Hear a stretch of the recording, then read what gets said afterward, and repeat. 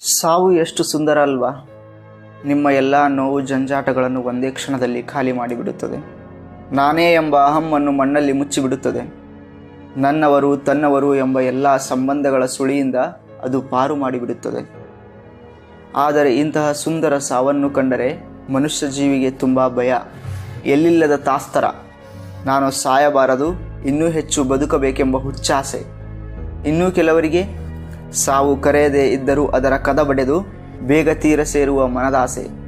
ಇದೆಲ್ಲವನ್ನು ಕಂಡ ಮೇಲೆ ನನಗನಿಸೋದು ಏನಂದರೆ, ನಾವೆಲ್ಲರೂ ಹುಚ್ಚರ ಸಂತೆಯಲ್ಲಿ ಬದುಕ್ತಾ ಇದ್ದೀವಿ. ಈ ಜೀವನವೆಂಬುದು ನೀರಿನ ಮೇಲೆ ಗುಳ್ಳೆ ಹಂಗ ಅಂತ ನಮ್ಮ ಹಿರಿಯರು ಹೇಳಿದ್ದಾರೆ.